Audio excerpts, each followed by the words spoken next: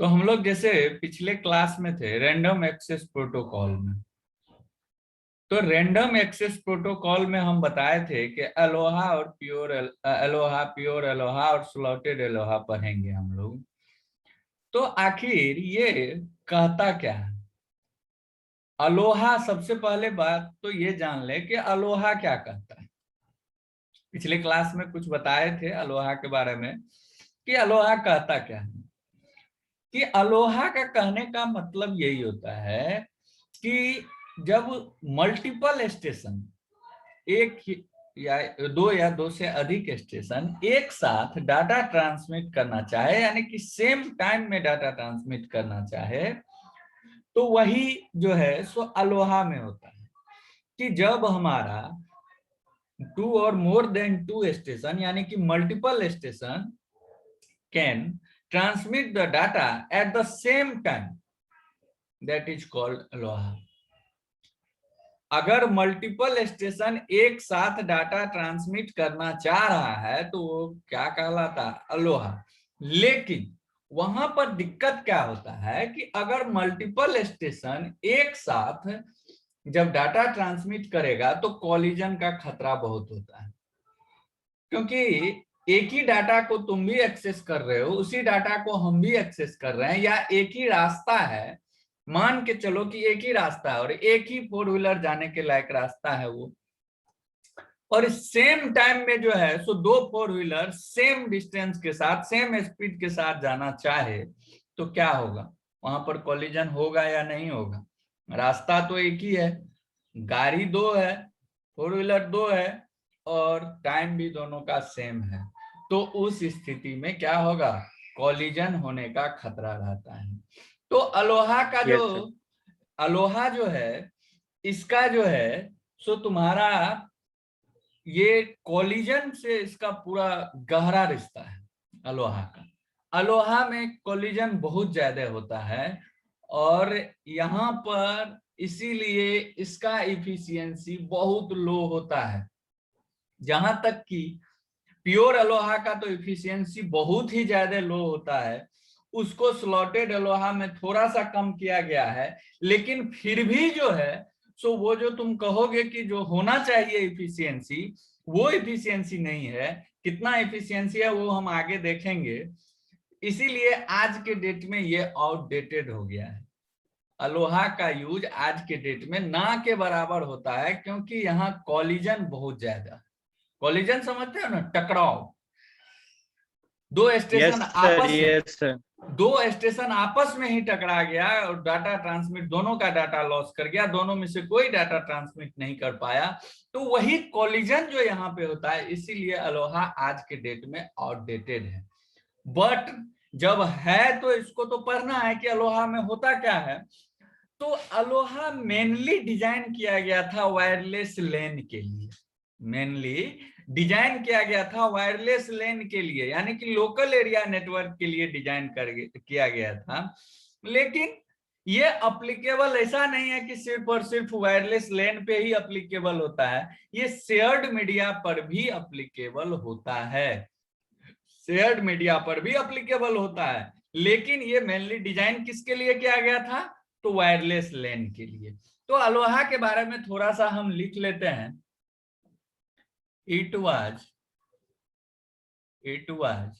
mainly designed for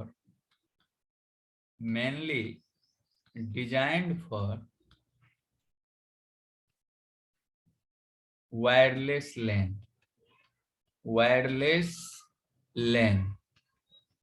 but it's also applicable on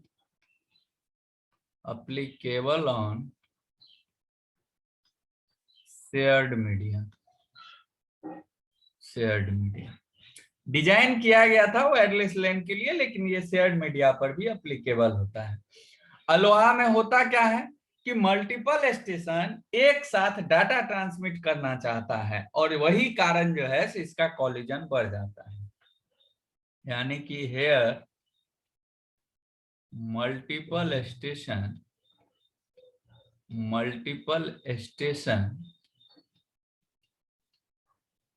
can transmit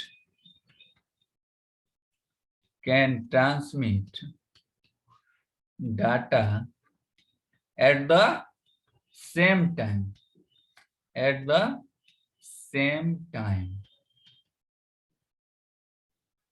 So it can be lead the collision.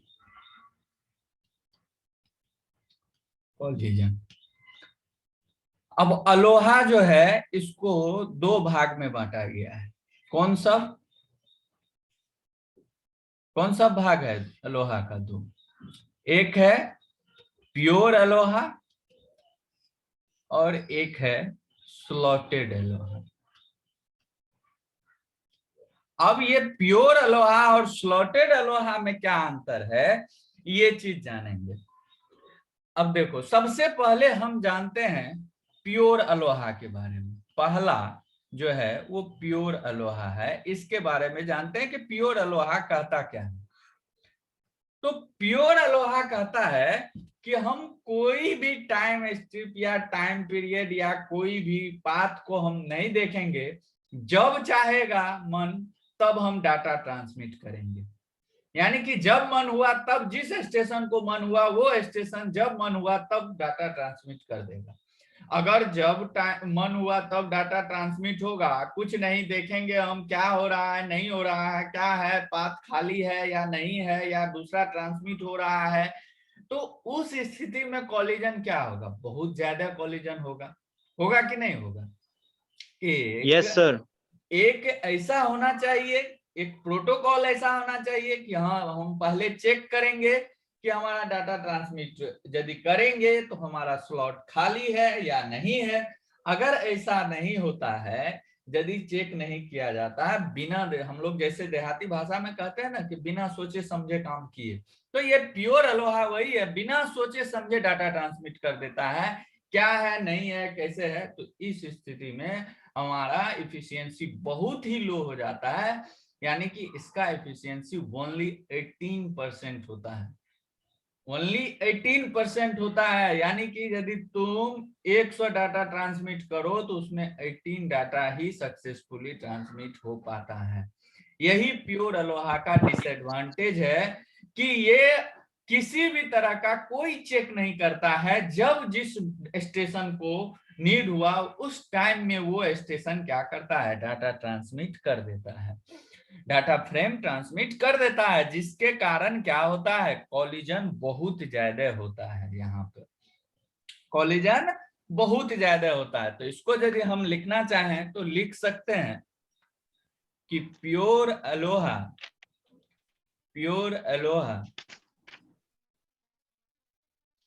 just allows every station to transmit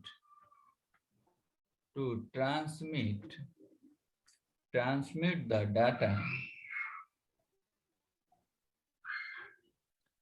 whenever they have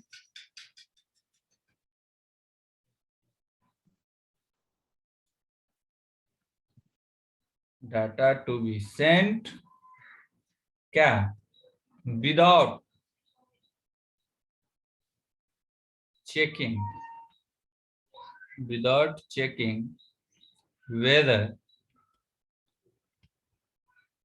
the channel is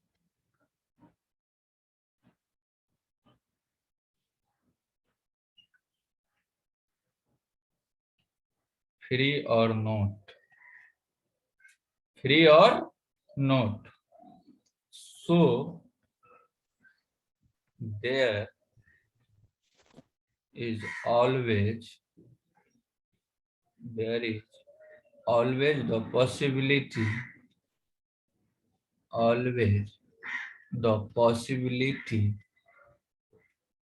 of the collision.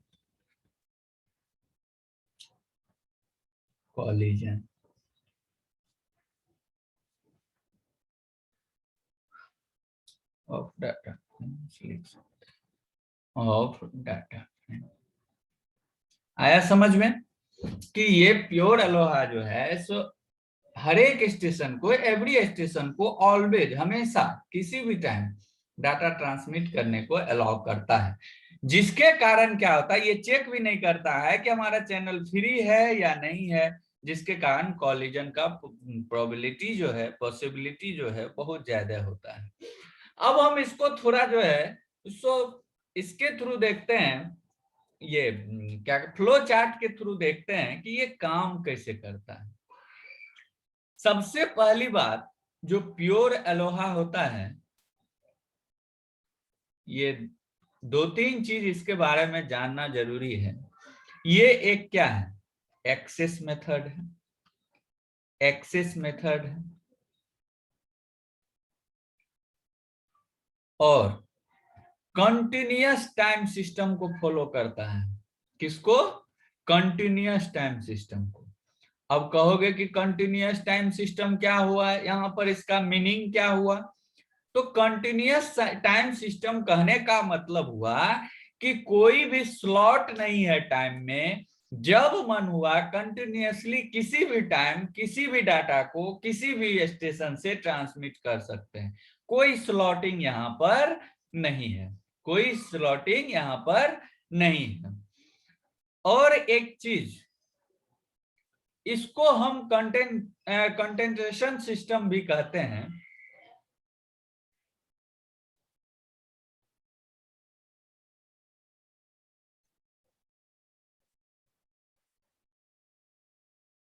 अब कंटेंटेशन system कहने का मतलब क्या होता है कि कोई भी सेंट्रल स्टेशन है, हमेशा रिक्वेस्ट टू सेंट्रल स्टेशन, यानी कि किसी भी सेंट्रल स्टेशन को किसी भी टाइम ये जो है सो रिक्वेस्ट कर सकता है डाटा ट्रांसमिशन के लिए। अगर हम फ्लो चार्ट के थ्रू इसको देखें तो कोई भी डाटा, अगर यहां पर मान के चलो कि ये स्टार्ट होता है, ये स्टार्ट होता है, स्टार्ट होता है, तो एक कॉन्सेप्ट है बैक ऑफ टाइम। क्या है? Back off time. अब कहोगे कि सर ये बैक ऑफ टाइम क्या होता है? तो जब हमारा कोई भी स्टेशन डाटा ट्रांसमिट, जैसे टाइमर, समझ रहे हो, टाइमर हम जब पढ़ा रहे थे तो उस टाइम टाइमर का जिक्र किए थे। वो टाइमर क्या करता है कि हमारा उस टाइम तक एक्नोलॉजमेंट का वेट करता है, जब तक वो टाइमर जो है सो, जब टाइमर कह देता था कि टाइम आउट हो गया, तब जो है सो डाटा को रीट्रांसमिट करते थे कि नहीं करते थे? तो यहाँ पर Yes. बैक ऑफ टाइम भी उसी टाइप का है कि किसी भी डाटा को ट्रांसमिट जो किया जाता है तो एक बैक ऑफ टाइम होता है, उस बैक ऑफ टाइम तक ही डाटा रीट्रांसमिट होगा। दोनों दो चीज है।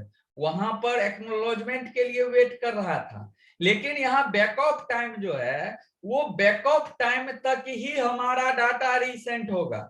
अगर बैक ऑफ टाइम तक डाटा रीसेंड किया और तब तक जो है सो एक्नॉलेजमेंट नहीं आया, तो वो डाटा वहीं पर अबॉर्ट कर जाता है, यानी कि वो डाटा ट्रांसमिट नहीं हो पाता है। अगर उस बीच में एक्नॉलेजमेंट आ गया तो फिर डाटा सक्सेसफुली ट्रांसमिट हो जाता है। बैक ऑफ टाइम समझ में आया? अगर बैक ऑफ टाइम को लिखना चाहो तो लिख सकते हो, in pure Aloha, in pure Aloha transmitting station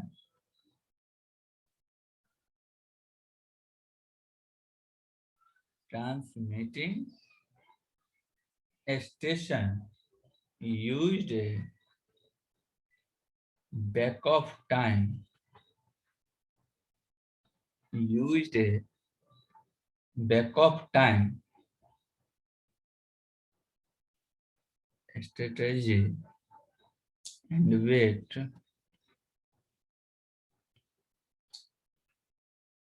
for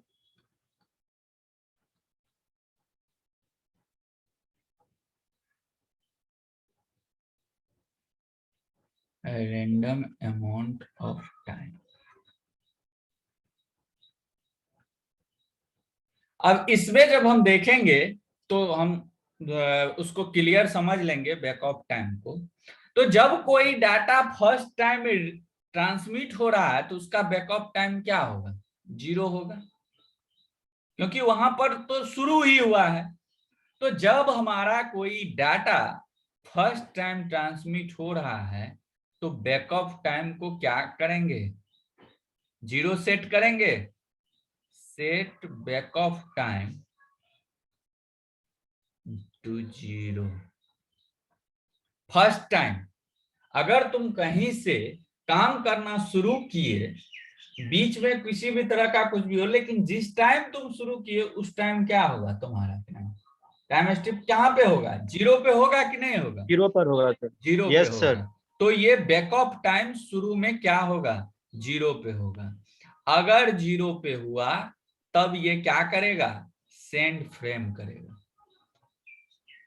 frame यहां से सेंड करेगा। अब जब सेंड फ्रेम किया तो एक चीज और यहां पर थोड़ा सा वेट करेगा। किसके लिए? एक्नॉलेजमेंट के लिए। अगर वेट किया तब यहां पर 2 कंडीशन हो सकता है। क्या सब कंडीशन हो सकता है? कि एक्नॉलेजमेंट आया या नहीं। एक्नॉलेजमेंट आया या नहीं। जैसे यहां पर कोई सेंट्रल स्टेशन है, ये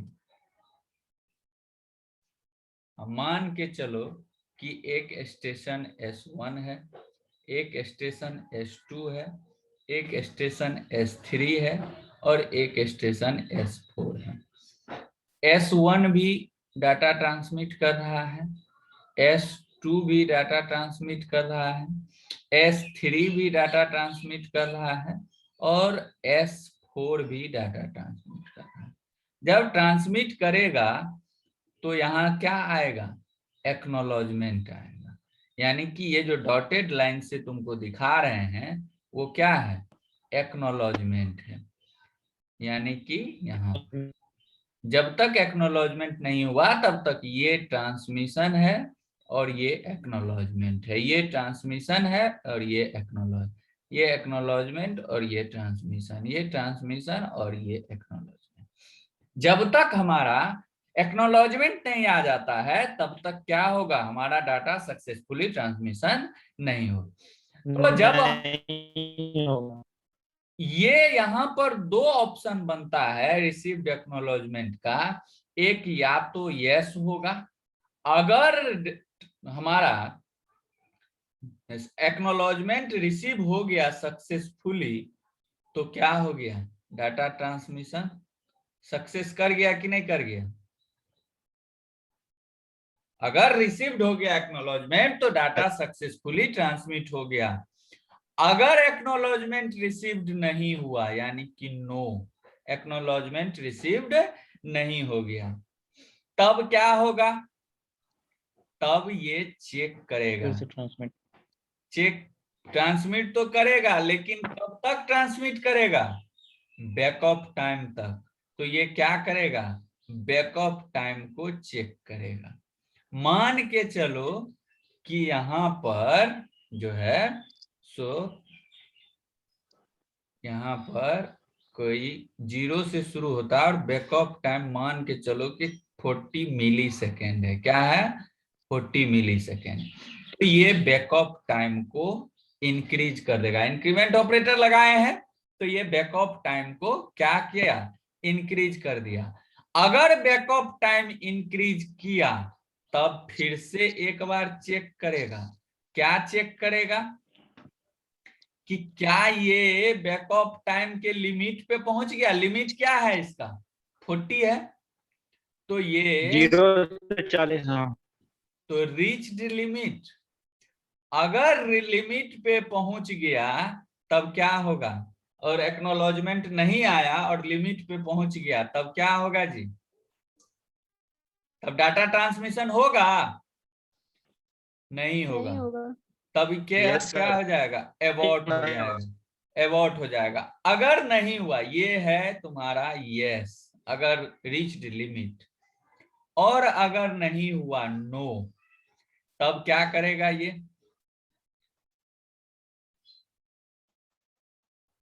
तब ये थोड़ा सा वेट करेगा और फिर से डाटा को रीट्रांसमिट करेगा, फिर से डाटा को रीट्रांसमिट करेगा। देखो कैसे होगा, मान के चलो कि बैकऑफ टाइम शुरू में जब शुरू किया तो क्या हो गया, 0 हो गया। यहां से सेंड फ्रेम किया, वेट किया, रिसीव्ड एक्नॉलेजमेंट, अगर नहीं आया तो, नहीं आया तो बैकऑफ टाइम को क्या करेगा, 0 + 1 1 कर दिया। क्या रीच्ड लिमिट है क्या, नहीं है, नहीं है तो फिर से वेट किया, फिर से सेंड फ्रेम किया, फिर से वेट किया, फिर से हो सकता है कि एक्नॉलेजमेंट ना आए, तब फिर से क्या हो जाएगा, 1 + 1 यानी कि 2 हो जाएगा। सो एंड सो, अगर बीच में कहीं पर भी रिसीव्ड एक्नॉलेजमेंट हो गया तो क्या हो जाएगा, डाटा सक्सेसफुली ट्रांसमिशन हो जाएगा। अगर हमारा बैकअप टाइम 40 पे पहुंच गया और डाटा फिर भी एक्नॉलेजमेंट नहीं आया, तब क्या कर देगा, डाटा अबॉर्ट कर देगा, यानी कि डाटा ट्रांसमिट नहीं होगा, डाटा ट्रांसमिट नहीं होगा। आया बात समझ में, कि एक बैकअप टाइम सेट किया जाता है, यहां पर बैकअप टाइम अगर 40 मिलीसेकंड लिए हैं या 40 यूनिट सेकंड लिए हैं, तो इस टाइम के अंदर ही हमको एक्नॉलेजमेंट मिल जाना चाहिए, चाहे उसके बीच में हमको कितना बार भी रिट्रांसमिट क्यों ना करना पड़े।